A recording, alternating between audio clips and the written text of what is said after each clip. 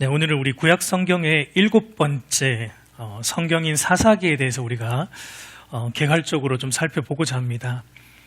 이 사사기는 이스라엘 백성들이 하나님께서 약속하신 가나안 땅에 정착한 이후의 삶을 다루는 내용으로, 그러니까 여호수아의 죽음 이후부터 사무엘이 태어나기까지, 그러니까 즉 이스라엘의 왕정 시대가 열리기 전까지의 역사를 다루고 있는 성경입니다. 이 사사기를 우리가 좀 이해하기 위해서 우리가 그동안 이제 살펴보았던 창세기부터 여호수아까지 한번 하나님 나라의 관점에서 정리하고 좀 넘어갈 필요가 있을 것 같아요. 하나님 나라의 관점으로 우리가 조금 여호수아까지를 살펴보면 이 창세기 1장과 2장은 창조에 대한 내용이죠. 그러니까 하나님께서 하나님 나라를 세우시는 내용입니다. 주권자 하나님께서 하나님 나라 영토로서 온 우주를 창조하셨고, 그 안에 하나님 나라 백성인 아담과 하와를 또 창조하셨고, 그리고 하나님 나라 백성들이 살아가야 될 규범으로서 선악을 알게 하는 나무를 먹지 말라는 하나님 나라의 법과 질서를 제정하심으로 이렇게 창조는 하나님 나라가 출범된 것을 보여주는 사건이죠. 그런데 하나님 나라에서 어떤 일이 일어났습니까?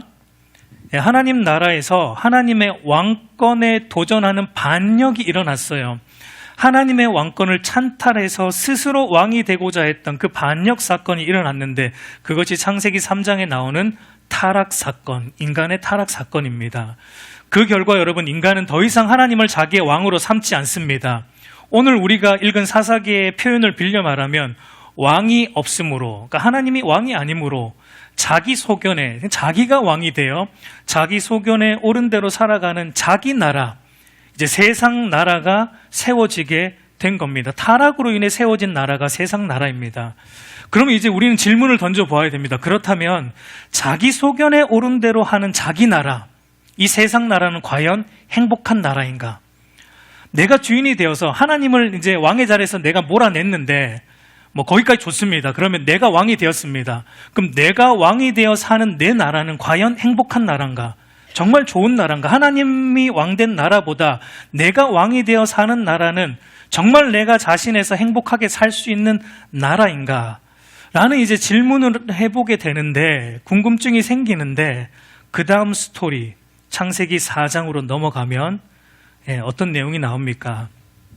가인이 자기 동생 아벨을 살인하는 스토리, 가인의 후손 라멕이 연쇄살인을 자랑하는 스토리, 인간의 끔찍한 타락상의 스토리를 통해 그 궁금증, 그 질문에 대한 답을 우리는 듣게 됩니다. 그 답은 자기 소견에 옳은 대로 사는 자기 나라, 그러니까 하나님이 왕이 아니고 내가 왕이 되어서 내 뜻대로 사는 내 나라, 이 세상 나라에는 자기도 불행하고 타인도 불행하게 만드는 깨어진 나라다라는 것을 우리는 창세기 4장 이후에 발견하게 돼요.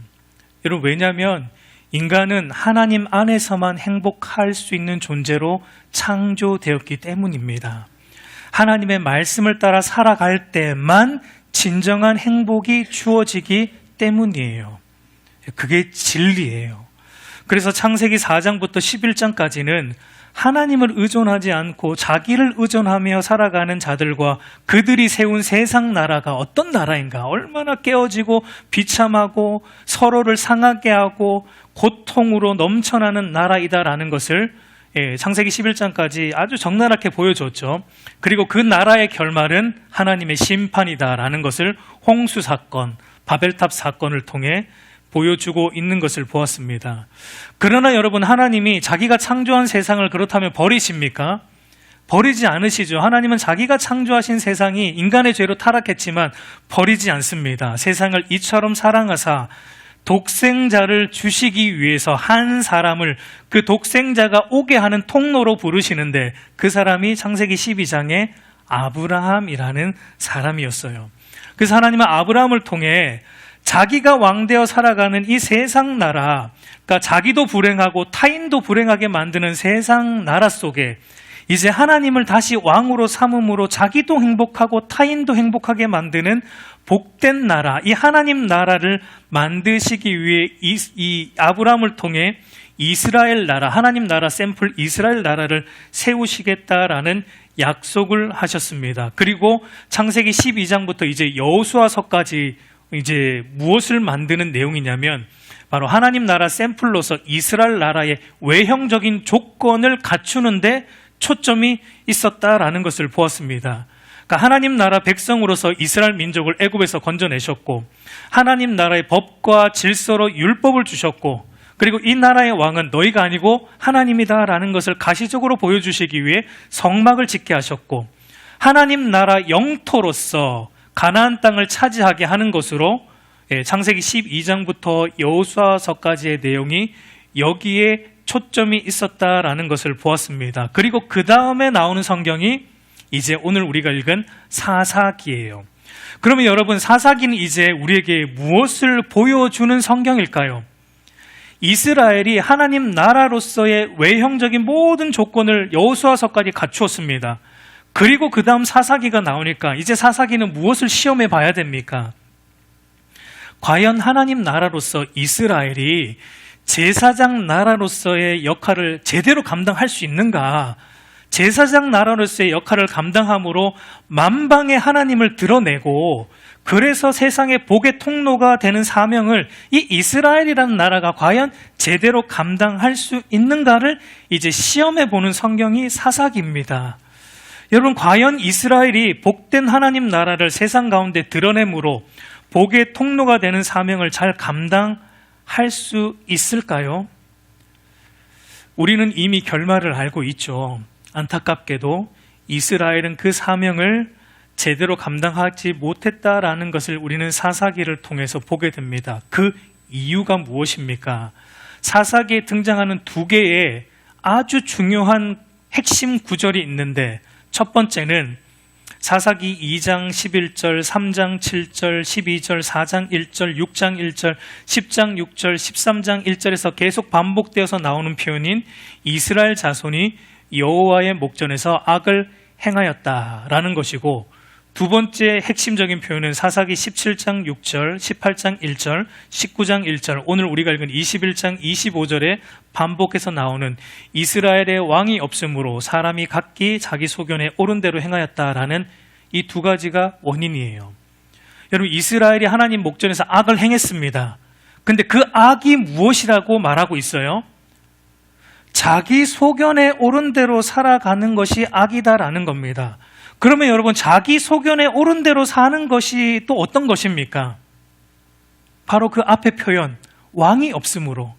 그러니까 모든 삶의 영역에서 하나님이 나의 왕이 되어 있지 않는 상태로 살아가는 것.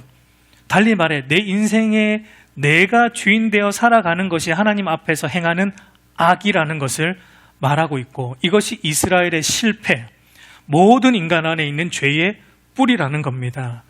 그러니까 여러분, 왕이 없으므로 자기의 소견에 옳은 대로 행하였다라는 말은 신앙과 삶의 기준이 하나님과 그분의 말씀이 아니라 나 자신과 내 소견이라는 것입니다. 한마디로 내 마음대로 신앙생활하는 것이라고 말하고 있는 거예요. 그래서 여러분, 사사기는 하나님만이 나의 모든 삶의 왕이시다라는 이 신자의 정체성, 그리고 나의 모든 삶의 영역, 교회에서든 가정에서든 직장에서든 사회에서든 모든 삶의 영역에서 하나님 말씀만을 따라 살아감으로 세상을 복되게 한다라는 이 신자의 사명을 우리가 잃어버리게 되면 그 인생이 얼마나 비참해지는지를 보여주는 성경이 사사기 성경이다라고 말할 수 있습니다. 그럼 이제 그것을 좀 구체적으로 우리가 볼 텐데요. 사사기의 내용으로 이제 들어가 보면 여러분, 사사기는 총 21장으로 되어 있는데 세 부분으로 나눌 수 있습니다. 사사기 1장에서 3장 6절까지가 서론입니다. 이 서론에는 두 가지의 내용이 나와요. 이스라엘 백성들의 가나안 정복 사명이 결국은 실패했다라는 것이 나오고, 그로 인해서 앞으로 사사기에서 계속 반복되는 이 영적 내리막의 사이클을 소개해주고 있는 두 가지 이야기, 이중적인 서론을 다루고 있습니다. 그리고 사사기 3장 7절에서 16장까지가 이제 본론인데, 여기서는 이제 우리가 잘 아는 12명의 사사들을 중심으로, 이 사사들을 중심으로 이스라엘의 영적 내리막길의 패턴이 계속 반복되는 걸 보여줍니다. 그리고 결론적으로는 17장에서 21장으로 여러분 결론에도 두 가지의 이야기가 나와요. 이중 결론인데, 미가의 우상 숭배 사건, 단 지파의 이주 사건, 이 두 가지가 연결되어서 하나고, 그리고 또 하나는 레위인 첩 강간과 살인 사건, 그로 인해 일어나는 이스라엘 안에서의 내전, 이것도 연결되어서 하나인데, 이 이중 결론을 통해서 그러니까 하나님을 떠난 자기 소견에 옳은 대로 사는 인간이 어디까지 타락할 수 있는지를 보여주는 것이 결론적으로 나옵니다. 우리 먼저 서론인 1장에서 3장 6절까지를 보면은 두 가지의 내용인데, 가나안 정복 실패, 그리고 그로 인해 사사기 전체에 반복되는 이스라엘 영적 내리막의 패턴, 요게 이제 나오는데요. 먼저는 이스라엘 백성들이 왜 가나안 정복을 실패했는가를 첫 번째 서론에서 다루고, 그로 인한 결과로 어떤 현상이 나타나는가를 두 번째 서론에서 짚어주는 것을 볼 수 있습니다. 그러면 먼저 여러분, 이스라엘 백성들이 가나안 정복에 실패한 원인이 무엇일까요? 이것은 여러분 이미 신명기에서도 말했고 여호수아에서도 여호수아가 이미 말했던 거예요. 너희가 뭘 하면은 그 땅에 들어가서 복을 받는데 뭘 안 하면 그 땅을 차지하지도 못하고 복 못 받는다, 이렇게 말했죠. 순종하지 아니하며, 그러니까 가나안 정복을 왜 결국은 실패하게 되는가? 말씀대로 순종하지 않았기 때문에 불순종이에요. 우리 사사기 1장 1절과 2절 말씀 한번 같이 읽어볼게요. 여호수아가 죽은 후에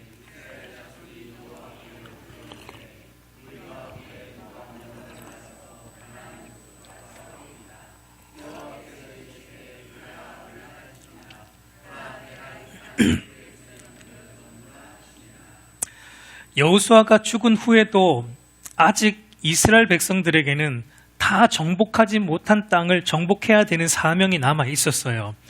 그래서 이스라엘 백성들은 하나님께 묻습니다. 누가 먼저 올라가서 이 남아있는 땅을 정복할까요? 하니까 하나님은 이스라엘 백성들에게 유다가 올라가라, 유다 지파가 먼저 올라가서 그 땅을 정복해라. 근데 여러분, 유다가 어떻게 합니까? 우리 3절 말씀도 보면 같이 읽겠습니다. 유다가 그의 형제 시므온에게 이르되 내가 제비 뽑아 얻은 땅에 나와 함께 올라가서 가나안 족속과 싸우자. 그리하면 나도 내가 제비 뽑아 얻은 땅에 함께 가리라 하니 이에 시므온이 그와 함께 가니라. 여러분, 유다 지파 땅 안에 시므온 지파가 살고 있었기 때문에 유다 지파가 시므온 지파에게 제안을 하죠. 같이 가서 정복하자. 그럼 나도 나중에 도와줄게. 그래서 정복해서 결국은 승리하게 되고 땅을 차지하게 돼요.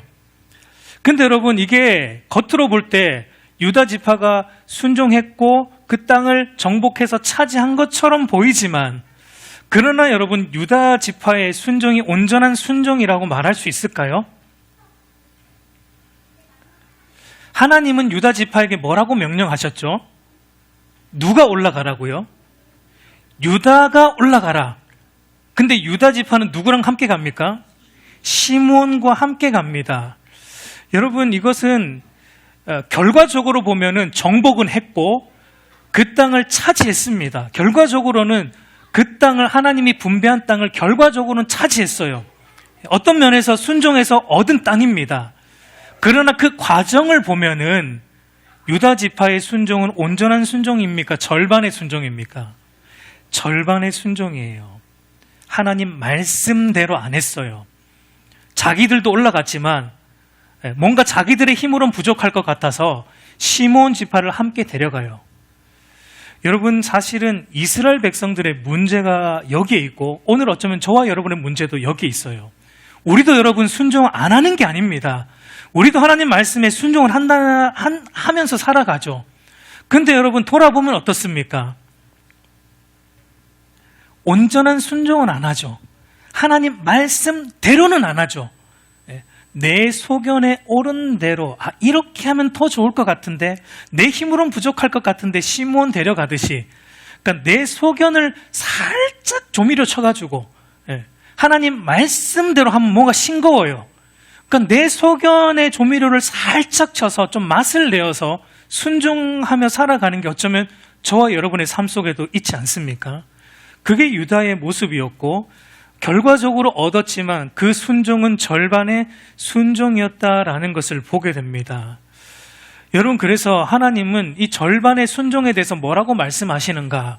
그래, 뭐 어느 정도 순종했으니까 됐다, 이렇게 말씀하시면 참 좋겠지만 하나님은 그렇게 말씀 안 하세요. 사사기 2장 2절 말씀 한번 같이 읽어보겠습니다. 너희는 이 땅의 주민과 언약을 맺지 말며 그들의 제단을 헐라하였거늘.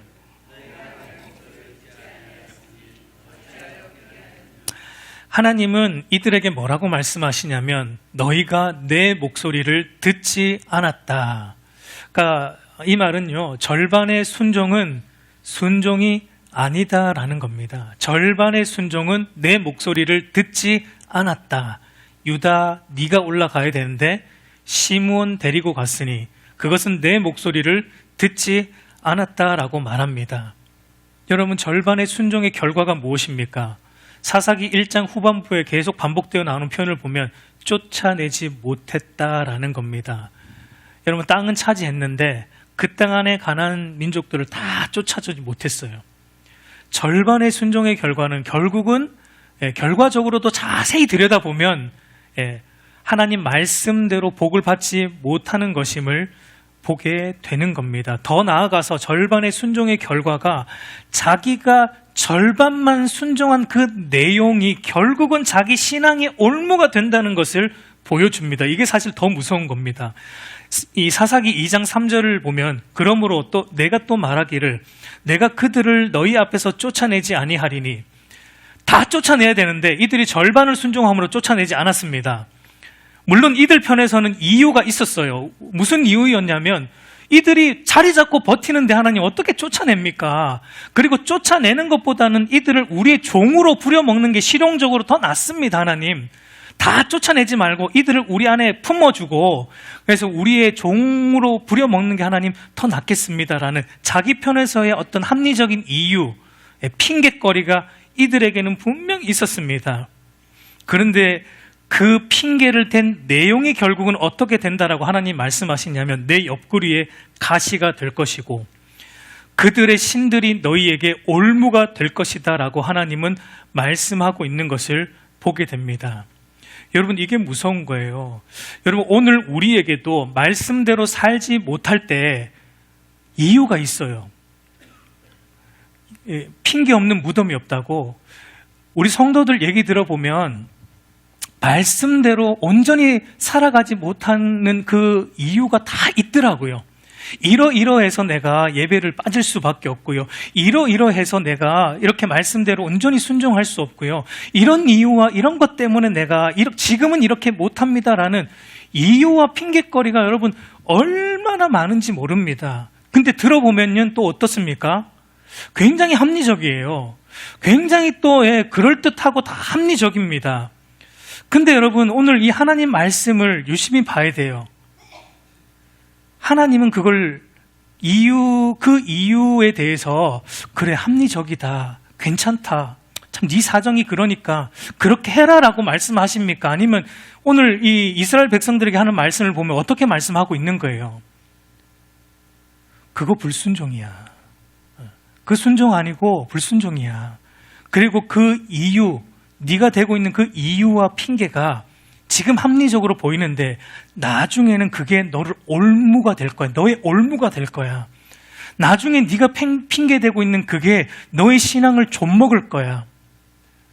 지금은 돈 벌어야 돼서요. 하나님, 주일 내가 성수를 온전히 못 지켜요. 하나님, 우리 자녀 교육 때문에 내가 신앙생활 지금은 제대로 못해요. 하나님, 여러분, 우리가 핑계대고 있는 게 돈입니까? 돈이 우리를 하나님으로부터 멀어지게 만드는 겁니다. 자녀 양육입니까? 자녀 교육입니까? 자녀 교육이 우리를 하나님으로부터 멀어지게 만드는 우리의 가시가 되고 우리의 올무가 되는 거예요. 여러분, 이거 굉장히 무서운 겁니다. 여러분, 하나님 말씀대로 살아가지 못하는데 사실 이유가 있습니까? 우리는 이유를 대는데 사실 여러분 그 이유가 없습니다. 그분의 말씀이 생명인데 여러분 생명과 무엇을 바꾸시겠습니까? 돈과 여러분의 생명을 바꾸시겠어요? 생명과 무엇을 바꾸시겠어요? 말씀대로 살아가는 것이 생명인데 근데 우리는 그걸 생명으로 생각을 안 하니까 말씀대로 사는 것과 돈과 지금 마음대로 바꾸죠. 말씀대로 사는 것과 자녀 교육과 마음대로 바꾸죠. 그걸 생명으로 생각을 안 하니까. 그러나 여러분 성경은 그분의 말씀이 우리의 생명이라고 말하고 있는 겁니다. 그러니까 말씀대로 살아가지 못하는 이유와 핑계는 아무것도 없는 거예요. 그거는 정말 핑계다라는 것을 오늘 하나님은 말씀하고 있는 것입니다. 그래서 그렇게 핑계를 댈 때 우리의 삶에 어떤 현상이 일어나는가? 사사기 2장 11절에서 23절까지 보면 하나님 말씀대로 나 이런 이유 때문에 못 살고요, 저런 이유 때문에 못 살고 하며 나아갈 때 우리의 삶에 어떤 사이클이 반복되는가? 그게 뭐냐면 이 사이클을 보면 첫 번째 단계는 하나님 말씀대로 행하지 않고 핑계를 대기 때문에 하나님 뜻대로 하지 않고 내가 핑계대는 내 소견대로 행하는 죄를 짓게 되고, 그렇게 되면 두 번째 단계는 뭐가 되냐면 여러분 하나님이 우리를 사랑하시기 때문에 내버려 두지 않고 어떻게 하십니까? 우리를 징계하십니다. 이스라엘 백성들에게는 이방 민족을 통해 압제하셨고 오늘 우리도 어떠한 방법으로든 하나님의 백성이 말씀에서 멀어지면 우리를 징계하십니다. 압제당하게 되는 이 두 번째 단계로 넘어가게 되고, 세 번째 우리가 여러분 압제당하고 고난받으면 그때 우리가 어떻게 되죠? 또 하나님께 부르짖을 수밖에 없죠. 그런데도 안 부르짖는다면 여러분 그거는 진짜 심각한 거예요. 나중에 사사기 말미에 가면은 그럼에도 안 부르짖는 게 나오지만 어쨌든 고난받으면 부르짖게 됩니다. 그러면 4단계는 하나님이 어떻게 하시냐면 우리의 부르짖음을 들으시고 누구를 보내주죠? 사사들을 세워서 이방의 압제로부터 구원해 주는 일을 해주시고, 그렇게 되면 또 이제 평안이 오죠. 구원을 얻어서 우리 안에 또 평안을 누리게 됩니다. 근데 또 평안을 누리면 잠시 하나님을 잘 섬기다가도 또 다시 어디로 갑니까? 다시 1단계로 가요. 또 뭔가 하나님이 우리에게 잘 모든 것을 평안하게 해주시면 우리는 또 내 뜻대로 하나님 말씀대로 안 살고 내 뜻대로 사는 죄를 범하고, 그러면 또 하나님이 치시고, 그럼 또 우리 회개하고, 그럼 또 하나님이 또 건져주시고, 평안을 얻다가 또 죄짓고, 그러니까 이런 사이클이 반복되는 거예요. 그러니까 완전한 순종이 아니고 늘 이런 핑계 저런 핑계 대면서 하나님 말씀이 아니라 내 소견에 조미료를 뿌려서 살아가게 되면 우리의 삶에 이런 영적 내리막의 사이클이 계속 반복됩니다. 그러니까 신앙생활이 늘 뭔가 이렇게 힘들어요. 늘 막 고난 맞는 것 같고 늘 뭔가 이렇게 영적으로 침체당하는 이런 영적 내리막의 사이클이 계속 반복되는 겁니다. 여러분 이제 사사기를 여러분 읽어보면은 이런 패턴이 반복되는데, 반복되면서 계속 이어지는데 이 반복됨이 어떻게 되냐면 하향 반복이에요. 내리막으로 반복됩니다. 그러니까 그게 뭐냐면 이 사이클이 반복되면서 어떤 패턴은 더 강해지는 게 있고 어떤 패턴은 아예 사라지는 게 있습니다. 이 패턴이 반복되면서 뭐가 더 강해지냐면 자기 소견에 옳은 대로 살아가는 거는 점점 강해집니다. 점점 강해져요. 근데 뭐는 사라지냐면 회개하는 거는 사라집니다. 하나님이 나중에 치셔도 그때 나중에는 회개도 안 해요. 이제는 그러려니 하고 절대 하나님 앞에 회개도 안 하는 그런 이 하락 반복을 보여주는 게 사사기에 반복되는 사이클입니다. 여러분 이런 패턴이 우리에게 무엇을 보여주는가? 저와 여러분이 이런저런 신앙생활에 핑계를 대다 보면 점점 담대하게 죄 지을 수 있게 돼요. 우리는 그 핑계가 나중에는 핑계가 아니고 당위성이 돼요. 당위성이 됩니다. 하나님 앞에 조금도 죄처럼 여겨지지 않는 단계까지 갈 수 있고요. 그렇게 되면 나중에 죄로 여기지 않기 때문에 뭐도 안 하게 됩니까? 회개도 안 하게 돼요. 저와 여러분의 삶에 회개도 사라집니다. 왜? 죄를 짓는데도 죄로 여기지 않으니까. 그런 삶이 우리 앞에 찾아올 수도 있다라는 것을 보여주는 것입니다. 그리고 이제 그 다음 본론인 사사기 3장 7절에서 16장까지 가면 이제 본론으로 12명의 사사들의 내용을 중심으로 이런 영적 타락의 패턴이 반복되는 내용을 다루는데, 여러분 사사라는 말은 히브리어로 쇼페팀이라는 말인데 문자적으로는 재판관이라는 의미인데, 사사기에 나오는 사사들의 역할은 뭐 재판관의 역할은 아니고 구원자의 역할이에요.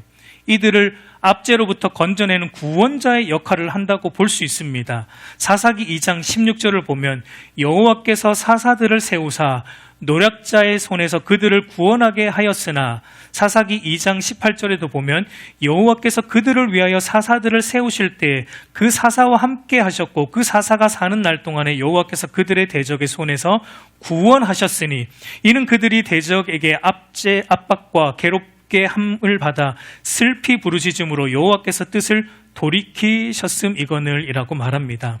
그러니까 사사들은 하나님께서 그 시대의 이방의 압제 가운데 살아가는 이스라엘 백성들을 건지시기 위해 세우신 구원자 역할을 감당했다라는 것을 우리가 보게 되는데, 여러분 사사를 구원자라고 칭하고 있는 건 굉장히 중요합니다. 왜냐하면 여러분 사사기에 나오는 이제 사사들을 보면 구원자라고 하기에는 어떻습니까? 이들의 모습이 너무나 형편없는다라는 것을 보게 되기 때문이에요. 그러니까 여러분 결국은 이 형편없는 구원자인 사사들을 통해서 결국은 우리의 시선을 어디로 지금 사사기가 돌리려고 하고 있는 겁니까? 결국은 우리의 시선을 구원자다운 구원자, 조금도 결함이 없는 진짜 사사이자 구원자인 예수 그리스도에게 우리의 시선을 돌리게 하기 위해 이들을 구원자라고 칭하고 있다라는 겁니다. 여러분 사사기에 총 12명의 사사들이 등장하는데 온니엘, 에훗, 삼갈, 그리고 드보라, 여사자 드보라와 그의 조력자 바락, 기드온, 돌라, 야일, 입다, 입산, 엘론, 압돈, 삼손 나오는데, 이 중에 여러분 우리에게 익숙한 이름도 있고 생소한 이름도 있습니다. 우리에게 익숙한 이름은 그 내용면에서 많은 내용이 나오는 사람들, 여기 보면은 큰 글씨로 되어 있는 사람들이 바로 대사사라고 불리는 우리에게 익숙한 사사입니다. 대사사라는 거는 뭐 이들이 크다라는 의미가 아니고 내용이 많다는 겁니다. 사사기에 이들에 대한 내용이 많이 나온다라고 해서 대사사로 부르는데, 대사사에 속하는 사사들은 갈렙의 사위로 유명한 온니엘, 왼손잡이로 유명한 에훗, 그리고 유일한 여자 사사 드보락, 그의 조력자 바락, 그리고 기드온과 300 용사로 유명한 기드온, 그리고 자신의 딸을 제물로 바친 인신제사로 유명한 입다, 그리고 힘으로 유명한, 그리고 또 뭘로 유명하죠? 삼손? 여자의 약하기로 유명한, 여자에게는 한없이 약한 삼손. 이 사람들은 우리에게 굉장히 익숙한 사사, 대사사이고요. 근데 좀 우리에게 익숙하지 않은 사사들은, 왜냐하면 내용이 없어요. 거의 한두 절로 간략하게 그냥 지나가는 사사들인데 그들을 소사사라고 부릅니다. 소사사에 속하는 사사들이 삼갈, 돌라, 야일, 입산, 엘론, 압돈 같은 사사들입니다. 여러분 하나님께서 이들을 사사로 세우셨고 구원자 역할을 감당하게 하셨지만 이들이 그 역할을 제대로 감당했는가? 여러분 사사기를 이제 쭉 읽어보시면 알겠지만 그렇지 않습니다. 물론 처음에 나오는 몇 사사, 온넬이라든지 에옷이라든지 드보라까지 보면은 어느 정도의 그 역할을 감당했다라고 볼 수 있는데, 뒤로 갈수록 사사들의 모습이 어떠하냐면 정말 형편없습니다. 이 구원자 역할을 제대로 감당하지 못하고 있는 것을 보게 돼요. 여러분 제가 주일학교 다닐 때만 해도 사사기에 대한 설교를 들을 때 거의 설교 제목이 뭐였냐면 우리도 기드온과 300 용사처럼, 우리도 삼손처럼, 주로 이제 설교 제목이 그런 거였거든요. 그래서 우리도 기드온과 300 용사처럼 300명 가지고 우리도 하나님의 일을 감당하자, 이런 게 이제 설교의 핵심이었어요. 우리도 삼손처럼, 삼손이 비록 좀 실수했지만 그러나 막판에 그가 힘을 써가지고 기둥을 무너뜨려가지고 그의 이방 사람들을 물리친 것처럼 우리도 하나님 앞에 그렇게 쓰임받자, 뭐 이런 게 주로 이제 설교의 핵심이었는데, 여러분 성경의 의도는 거기에 없습니다. 사사들을 보면 우리가 신앙적으로나 도덕적으로나 본받을 만한 사람들이 조금도 못 돼요. 과연 이런 사람들이 이스라엘을 구원하는 사사라고 할 수 있을까 할 정도로의 사람들인 것을 보게 돼요. 다 살펴볼 수는 없고, 대표적으로 기드온, 입다, 삼손을 간략하게 좀 보면은, 여러분 기드온은 어떤 사람이냐면 그가 입술로는 말합니다. 하나님이 이스라엘을 다스리신다. 근데 그가 실질적으로 어떻게 행동하냐면 자기가 왕이 되려고 합니다. 그래서 금 에봇 신상을 세웁니다. 자기가 왕이 되려고 금 에봇 신상을 세워서 우상 숭배를 하는 사람이 기드온이고, 그래서 자기 아들의 이름을 뭐라고 짓죠? 아비멜렉이라고 지어서, 아비멜렉의 이름은 나의 아버지는 왕이시다. 자기 아들의 이름을 나의 아버지는 왕이시다. 그러니까 누가 왕이라는 겁니까? 아비멜렉의 아버지가 누구죠? 기드온이잖아요. 그러니까 지금 그 이름을 통해 누가 왕이라는 겁니까? 내가 왕이라는 겁니다. 그러니까 여러분 기드온이라는 사람은 자기가 왕이 되려는 사람이에요. 자기 소견에 옳은 대로 살아갔던 사람입니다. 여러분 입다는 어떤 사람입니까? 여러분 입다는 하나님이 누구신지 모르는 사람이에요. 우리는 막 사사니까 막 하나님을 알고, 입다는 하나님이 어떤 분인지 전혀 모릅니다. 하나님께서 입다에게 승리를 주겠다고 말씀하셨어요. 근데 입다가 또 뭐라고 말하냐면, 이 전쟁에서 승리하고 돌아올 때 첫 번째로 나오는 그 사람을 내가 인신제사, 번제로 드리겠다. 그러니까 이것은 이방 사람들이 하고 있는 어떤 전쟁 나갈 때 하는 맹세입니다. 그러니까 입다는 바로 이방 사람이에요. 문의는 하나님의 백성인데 그의 신앙은 이방 신앙이에요. 그는 하나님이 인신제사를 미워하는 걸 조금도 모릅니다. 그러니까 이 전쟁에 승리하고 돌아올 때 인신제사를 드리겠다라고 공표했고, 첫 번째로 나와서 맞이하는 사람이 그의 딸이었죠. 그래서 딸을 인신제사로 드렸던 사람이 사사 입다입니다. 전혀 우리가 본받을 만한 사람이 아니죠. 삼손은 어떻습니까? 여러분 삼손은 태어날 때부터 무엇으로 그의 부모가 무엇으로 서원을 했죠? 나실인으로 서원을 했어요. 특별히 구별된 사람으로 서원했습니다. 하나님의 영광을 위해 살아야 될 사람으로 그의 부모가 서원을 했어요. 근데 나실인으로 태어난 삼손이 어떻게 합니까? 나실인으로서 하지 말아야 될 모든 것을 자기 마음대로 합니다. 나실인은 독주를 금하게 되어 있습니다. 술은 못 먹게 되어 있는데 술도 마음대로 먹고, 또 시체도 마음대로 만지고, 그리고 여자 관계도 굉장히 복잡하고, 그러니까 나실인으로서 구별돼야 되는데 조금도 구별되지 않는, 마치 여러분 그 모습은 현재 이스라엘의 모습이에요. 여러분 이스라엘 백성들은 하나님이 세상 가운데서 나실인으로 구별한 백성, 거룩한 제사장 나라인데, 지금 이스라엘 백성들이 어떻게 살고 있습니까? 조금도 구별됨이 없이 세상과 섞여서 자기 마음대로 신앙생활을 하고 있는, 자기 마음대로 살고 있는 게 삼손의 모습으로 반영되고 있는 것을 보게 됩니다. 그 외의 사사들도 별 다르지 않습니다. 여러분 그러면 이제 궁금한 건 이거예요. 하나님이 그렇다면 왜 이런 자들을 사사로 세우셨는가? 하나님이 그렇다면 왜 이렇게 형편없는 자들을 그 시대에 사사로 세우셔서 이스라엘 백성을 건져내는 그 일을 이들을 통해서 하나님이 하셨는가? 여러분 이것을 이해하는 것이 사사기를 이해하는 키와 같습니다. 질문을 바꾸면 하나님께서 왜 그와 같은 자들을 구원자로 세우실 수밖에 없었는가?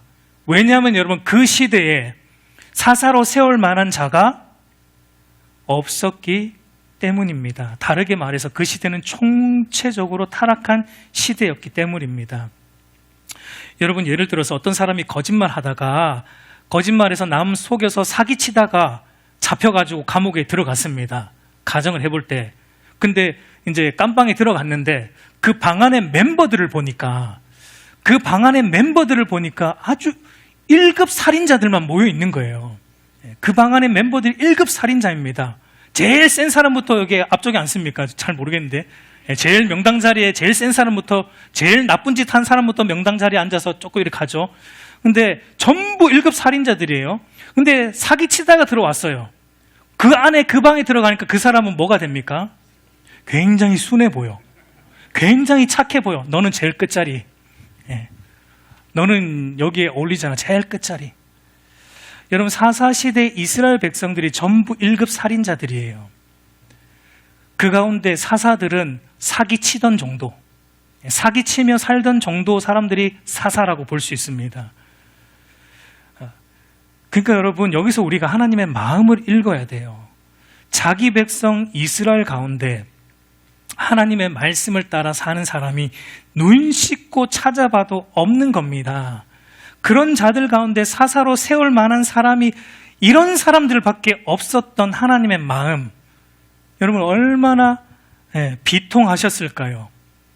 이 백성을 지금까지 창세기 12장부터 여호수아까지 이들을 인도해오면서 하나님이 이들에게 말씀하신 게 뭡니까? 너희를 세상에서 구별된 건 어떻게 살라고, 구별된 제사장 나라로서 구별되어 살아감으로 세상을 이롭게 하고 세상의 복의 통로가 되는 하나님의 거룩한 백성으로 살라고 여기까지 인도해 왔는데, 그 땅 안에 데리고 왔는데, 그런데 지금 이들이 어떻게 살고 있습니까?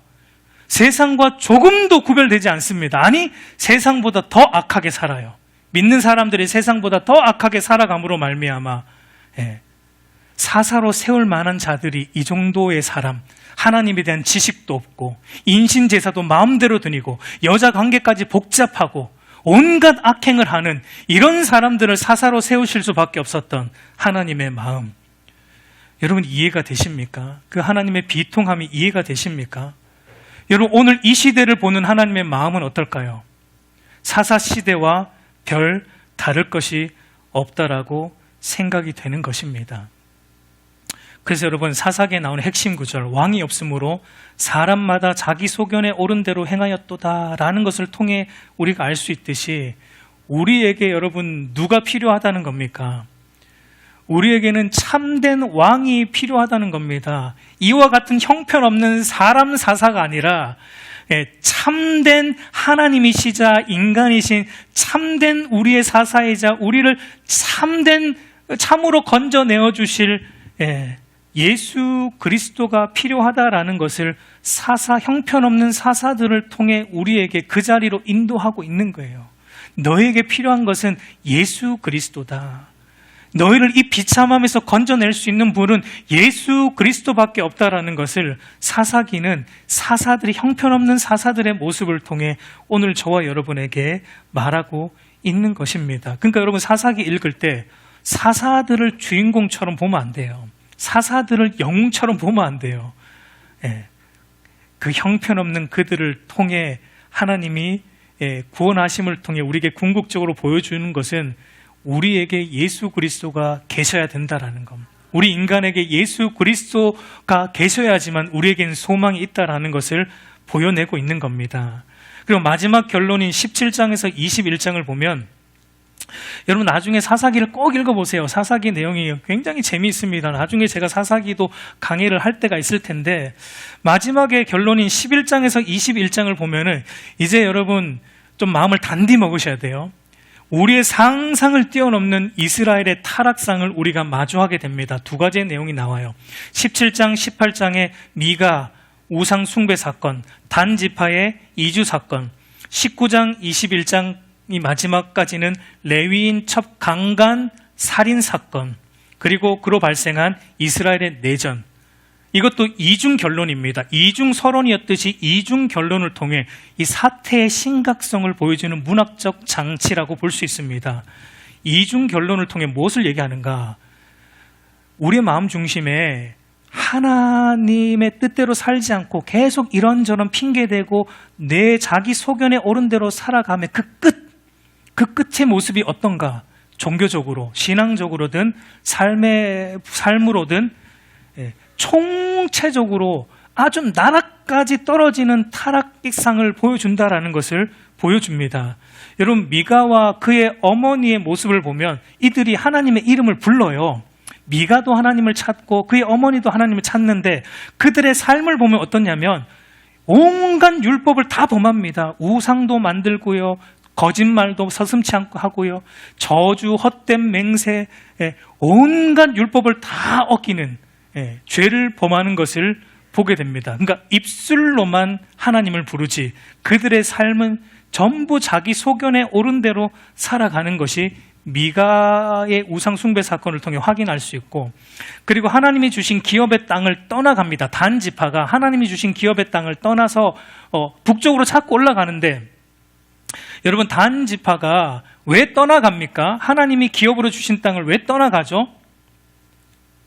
자기들이 볼 때 마음에 안 들어요. 그 땅이. 그러니까 하나님이 주신 땅인데 자기 소견으로 볼 때 마음에 안 드니까 떠나서 새로운 땅 찾겠다. 우리는 하나님 말씀대로 하기 싫다. 그냥 우리 소견에 오른 대로 더 좋은 땅 찾아가겠다 하고 떠나갑니다. 여러분 단 지파가 이 이후에 성경에 안 나옵니다. 이스라엘 지파에서 이제 사라집니다. 하나님 말씀을 떠나가면 사라집니다. 그게 단 지파가 보여주고 있는 겁니다. 그리고 또 그 다음 나오는 레위인 첩 강간과 살인 사건, 그로 인해 발생하는 이스라엘의 내전. 여러분 누구보다 구별돼야 될 레위인에게 첩이 있어요. 그러니까 자기 소견에 오른 대로 첩을 두며 살았다라는 것이고, 근데 또 그 첩은 또 어떻게 살아갑니까? 그 첩은 또 다른 남자가 그리워서 또 다른 남자와 음행을 하고 집을 도망가요. 그러니까 자기 소견에 오른 대로 살아가고 있는 거예요, 첩도. 그 레위인이 그 첩을 찾으러 가죠.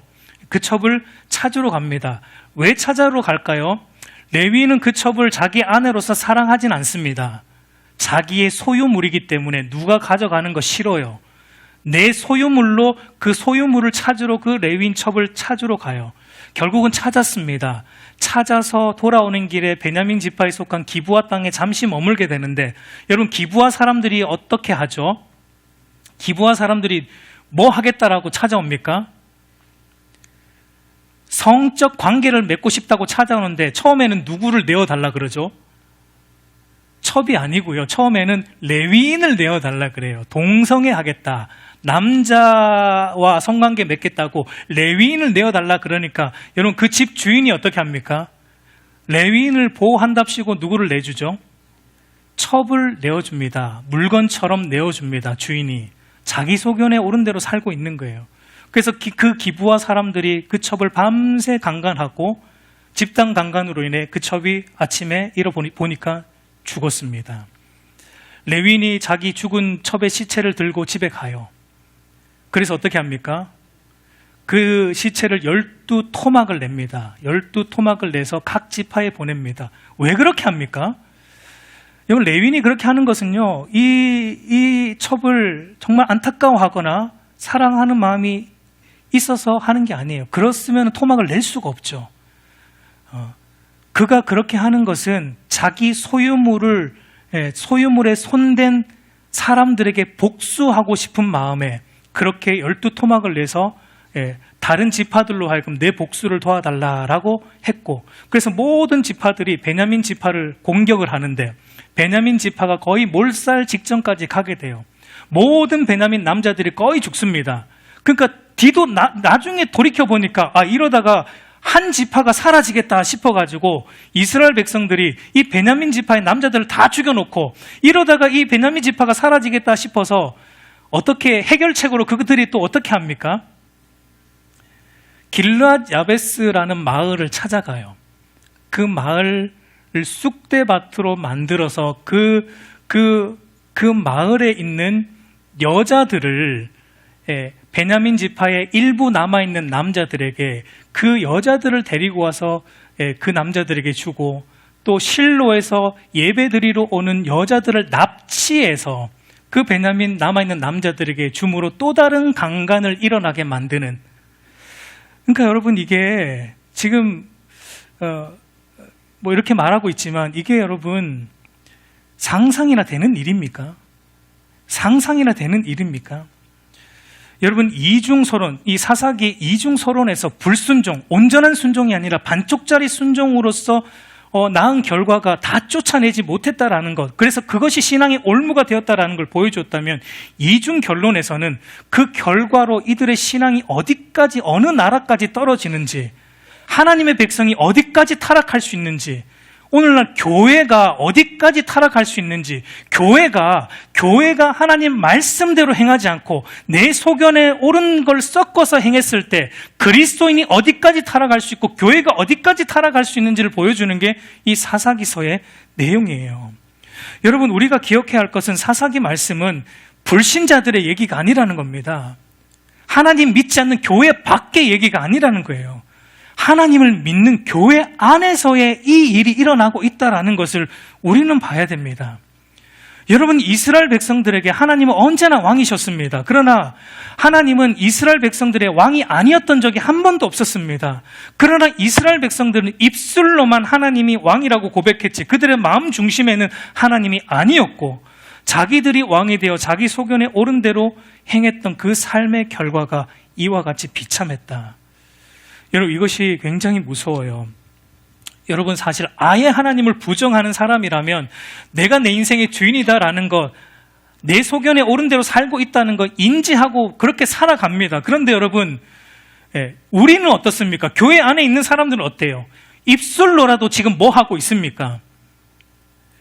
입술로라도 우리는 하나님이 나의 왕입니다라는 걸 고백하고 있습니다.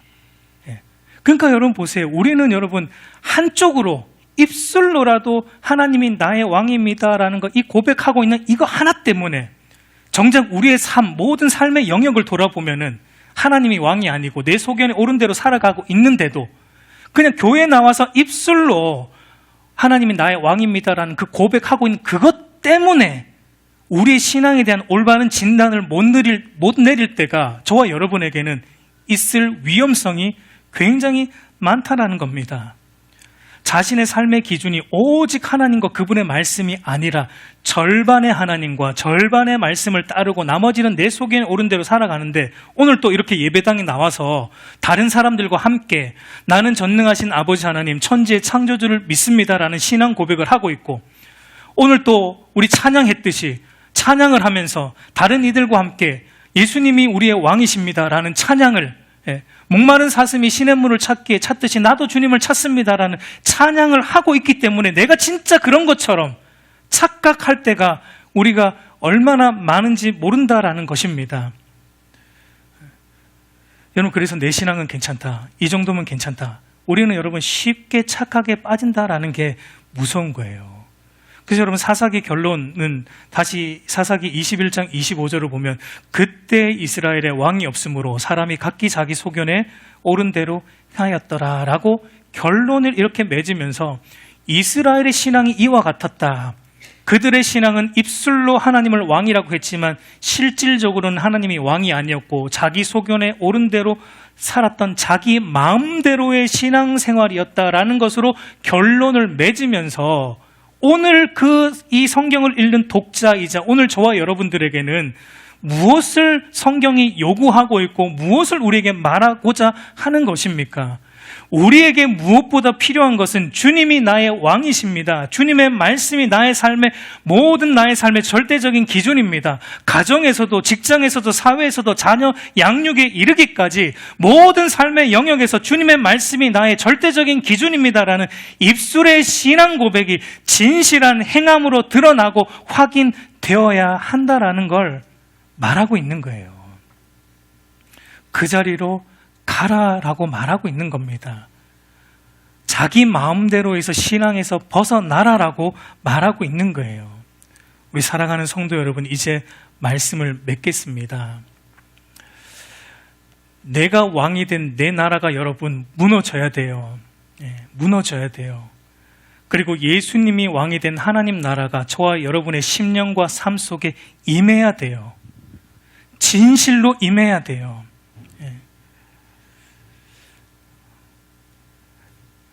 여러분, 제가 맥체인 성경 읽기라는 것으로 제가 성경을 매일 읽습니다. 하루에 구약 2장, 신약 2장 이렇게 읽게 되는 성경 방법인데요.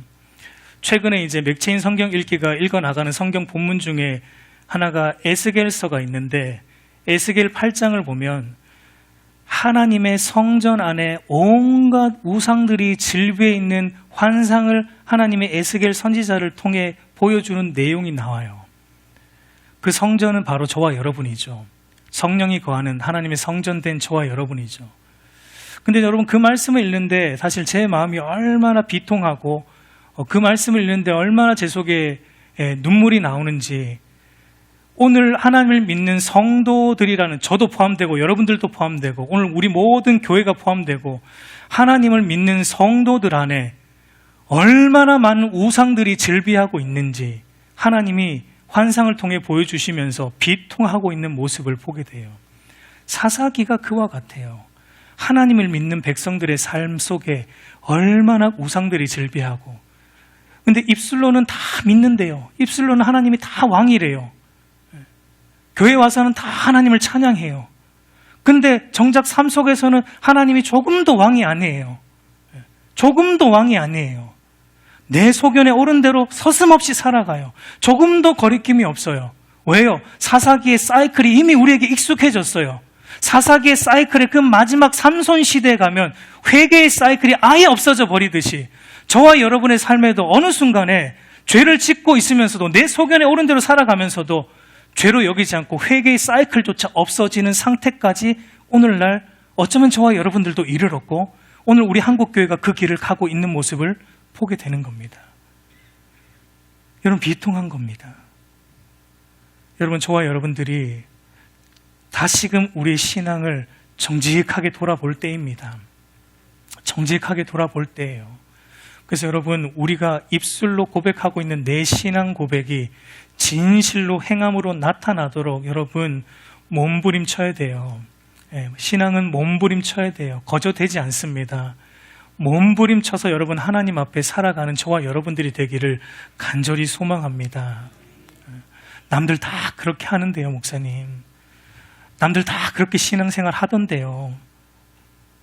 남들 다 지옥 간다고 여러분 따라가시겠어요? 남들 다 그렇게 한다고 여러분 따라하시겠어요? 하나님 말씀대로 해야죠. 하나님 말씀대로 따라가야죠. 저와 여러분의 신앙이 하나님 말씀대로 따라가는 은혜가 있기를 소망합니다. 여러분, 돌아보셔야 돼요. 돌아보셔야 돼요. 그 자리에 앉아 있으시면 안 돼요. 우리 신앙을 경성해야 되고 늘 채찍질해야 되고 늘 말씀대로 하고 있는 점검함으로 정말 우리의 마음 중심에 하나님이 왕이 된 삶을 살아가는 저와 여러분들 되기를 우리 주님의 이름으로 축복합니다.